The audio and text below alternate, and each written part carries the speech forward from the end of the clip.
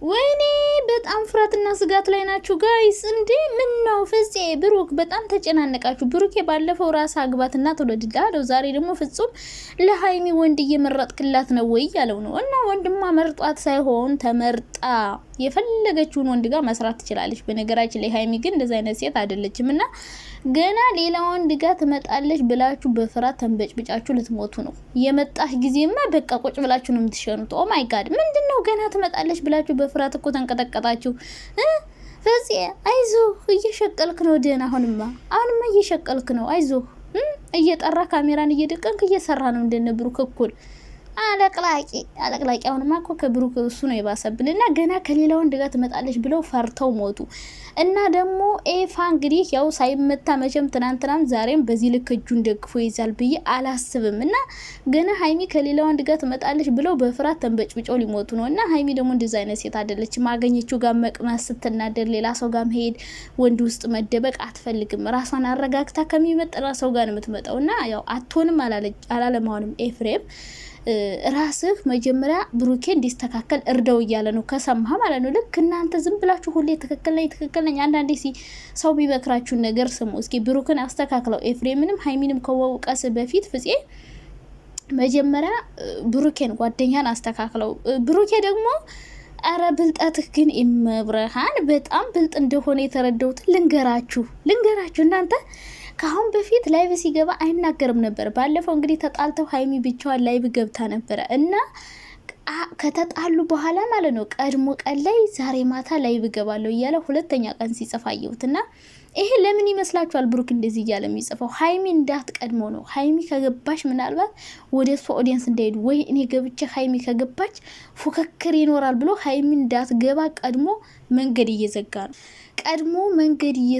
ነው። እና በጣም ብልጥ ነህ፣ በጣም ማርያምን ያልመሰለብህ ብልጥና ሀይሚ እንዳትገባ ቀድሞ መንገድ እየዘጋ ነው። ሀይሚ እንዳትገባ ዛሬ እንግዲህ ቪዲዮ ሊኖርም ላይኖርም ይችላል። ግን በፍፄ ቤት ኤፍሬም መጥቷል። ምናልባት የፍፄ ቤት ስለተለቀቀ ላይመጣ ይችላል። እና ቀድሞ የሀይሚን መንገድ ለመዝጋት ቀለይ ዛሬ ማታ ላይ ብንገናኝ ብሎ ይጽፋል። ለምን ሀይሚ እንዳትገባ አሁን ላይ በቃ የእውነት እንደተጣሉ እየገባኝ ነው። እና በቃ ሀበሻ በጣም ከባድ ፍጡር ነው በነገራችን ላይ። እና ያው ሀይሚ እንዳትገባ እሱ ቀድሞ ላይቭ እመጣለሁ ብሎ ለኦዲየንሶች ይጽፋል ማለት ነው። ከዛ እኛ ስንጠብቀው ማታ ደግሞ ሀይሚ ስገባ እሱን ተፎካክራ ነው እንድንል ማለት ነው። እና ሀይሚዬ እግዚአብሔር በጥቅመኛ ሰዎች ከቦሻል። ግን እነዚህን ጥቅመኛ ሰዎች ልብ ይስጣቸው ነው። ሌላ ምንም ልልሽ አልችልም።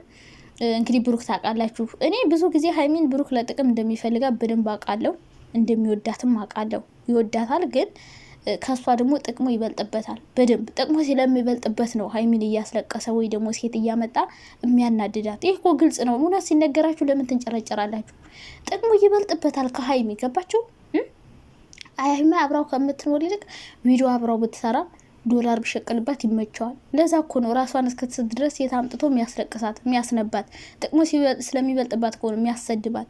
ጥቅሙ ስለሚበልጥበት እኮ ነው የሚያዋርዳት እየወደዳት ማለት ነው። እና በጣም ብልጥ እንደሆነ የተረዳሁት ይሄን 2 ቀን ነው።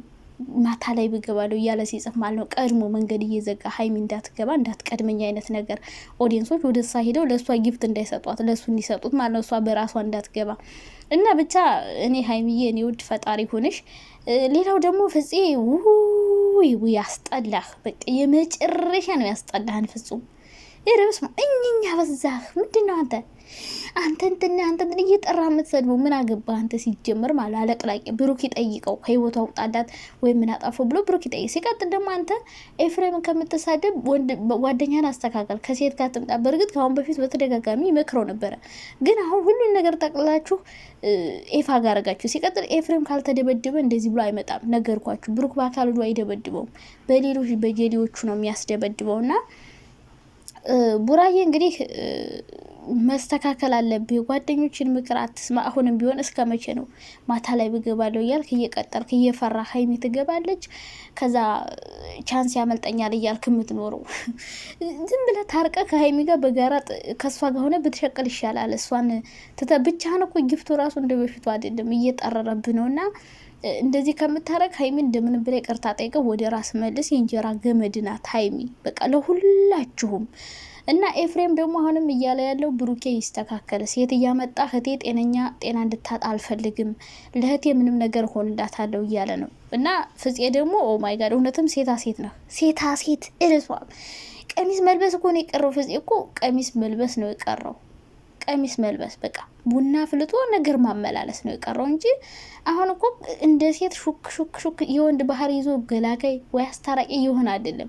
እና ዶላር እንግዲህ የማይቀይረው የለም። ይኸውላችሁ ፍፄ በወጉ ሰላም ማለት እንኳን የማይችል ሰው አሁን ግን እናቴ እንደፈለገ ሀይሚ ፋሚሊዎች ላይ በተለይ አፉን መክፈት ጀምሯል። በእሷ ነበር ቻናሉ ያደገው። አሁን ግን የሀይሚ ቤተሰቦች ላይ ከብሩክ አልፎ እሱ ነው አሁን አፉን እየከፈተ ያለው። እንዲሁም ከብሩክ በላይ እሱ ነው በጣም እሺ። ብሩክስ እሺ የሚወዳት ልጅ ምናምን ነጥቆት ነው ባለ ፍፄ እሺ ምን ቤት ነው እሺ ምን ቤት ነው የምታለቀልቀው? አንተ አለቅላይ ትክክለኛው ባህሪ ነው ይወጣል አሁንማ ማለት ነው። ትክክለኛው ባህሪ ለካ ለጥቅም ነበር ሀይሚን እንደምትወዳት እያስመሰልክ እዛ ጋ እንትን ስትል ነበረ። እና እንግዲህ ያው ኤፍሬምን ቢሆን አሁንም እንድትስተካከሉ ነው እየነገራችሁ ያለው። በልህ አትሄዱ። እሱ ተደብድቦ እንኳን እንደዚህ ተረጋግቶ እያወራችሁ ነው። ተረጋግታችሁ ችግሮቻችሁን ፍቱ። መንጨርጨር፣ መለፍለፍ፣ መማታት ምናምን አይሆንም። የእንጀራ ገመዳችሁን አትበጥሱ። ሌላው ነገር ደግሞ ሀይሚ ከወንድ ጋር ትመጣለች ብላችሁ ሰግታችኋል። ለምንድነው የሰጋችሁት? በቃ ከሌላ ወንድ ጋር ከመጣች ካሰርን አይነት ነገር ነው። ከሌላ ሰው ጋር ከሰራች ተቀባይነት ታገኛለች ምናምን አይነት። በነገራችን ላይ የሀይሚ ከሌላ ወንድ ጋር እንድትመጣ አልመክርም።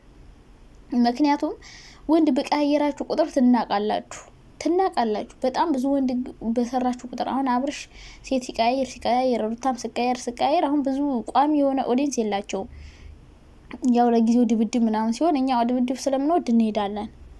ግን ማለት ነው እናንተ ሁለታችሁም ሌላ ሰው ጋር ብትመጡ አያምርባችሁም። ብሩኬም ከሌላ ሴት ጋር ቢመጣ ሀይሚም ከሌላ ወንድ ጋር ብትመጣ አያምርባትም። ግን እናንተ አትስጉ፣ ፍፄ አትስጋ፣ አትፍራ። አትመጣም እሷ ነገሮችን በደንብ ሳትፈታ እንደ እናንተ አይደለችም፣ እንደ ብሩክ አይደለችም። ችግሮች ሲፈጠሩ ሲከፋት ወንድ ጋር ሄዳ የምትሸጎጥ ሴት አይደለችም።